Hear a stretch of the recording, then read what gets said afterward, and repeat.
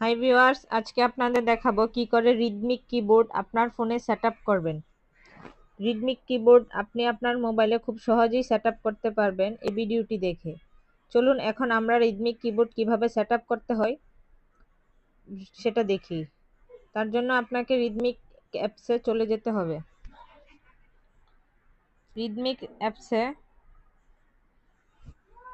চলে যাওয়ার পর আপনি এখানে দেখতে পাচ্ছেন সেটআপ শুরু করুন। আপনারা এইখানে টাচ করবেন। আপনি যদি সেটআপটা ইংলিশে করতে চান তাহলে এখানে সুইচ ইংলিশ এটা দিয়েও আপনারা করতে পারেন। তো আমি এখানে বাংলাই করব, সেই জন্য সেটআপ বাংলা দিয়েই করব।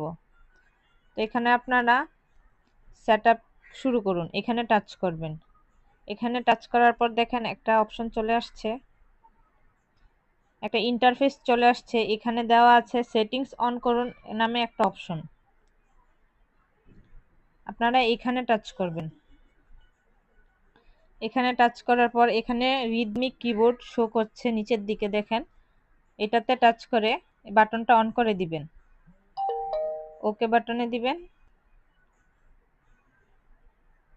ওকে দিয়ে দিবেন, অন হয়ে গেছে। তারপর এখানে দেখা যাচ্ছে কিবোর্ড সুইচ করুন,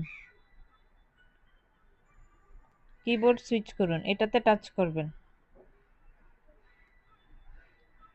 এটাতে টাচ করার পর আরেকটা রিদমিক কিবোর্ড চলে এসেছে, এই বাটনটা আপনারা অন করে দিবেন।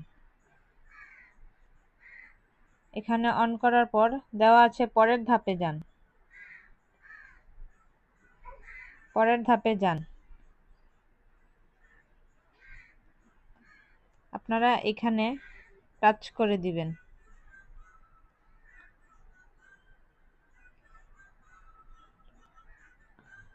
তারপর আসছে সেটিংস ঠিকঠাক করুন। আপনারা এখানে সেটিংসটা ঠিকঠাক করে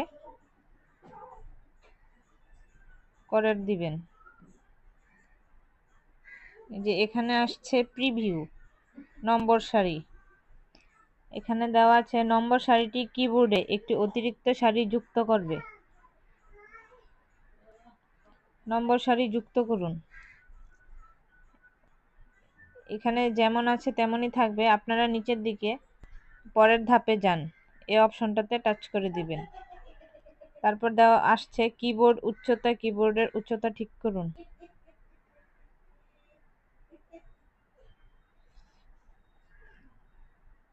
এটা আপনারা ঠিকঠাক করে পরের ধাপে দিয়ে দিবেন। তারপর ভাষা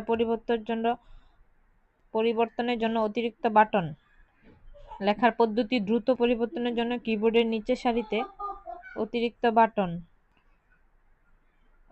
বাটন ব্যবহার করুন। এই বাটনটা অন থাকলে সেই বাটনটা ব্যবহার করা যাবে, সেজন্য আপনারা এই বাটনটা যদি অফ থাকে আপনারা অন করে দিবেন। তারপরে নিচের দিকে পরের ধাপে যান।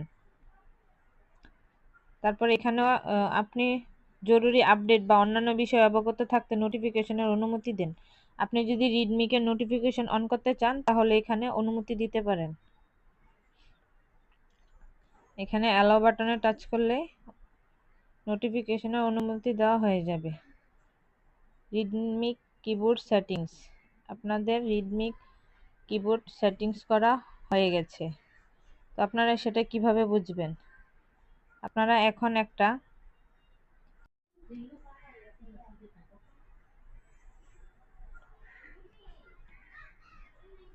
এই যে দেখুন, আপনারা এভাবে সোয়াইপ করলে অব্র আসে, প্রভাত আসে, ইংলিশ আসে। ইংলিশে আপনারা ইংলিশটাই টাইপ করতে পারবেন, আর অব্র হচ্ছে আপনারা ইংলিশে লিখবেন, বাংলায় হয়ে যাবে। আর প্রভাত প্রভাত আপনাদের সাধারণ বাংলার মতোই বাংলা টাইপিং হবে। তো এখানে অনেক অপশন আছে, আপনারা সেটা দেখে আপনাদের রিদমিক কিবোর্ড ইউজ করতে পারেন। তো ভিডিওটি আপনি যদি ফেসবুক থেকে দেখে থাকেন তাহলে একটা ফলো দিয়ে দিবেন, আর যদি ইউটিউব থেকে দেখে থাকেন তাহলে ভিডিওটি সাবস্ক্রাইব করে রাখবেন। পরবর্তী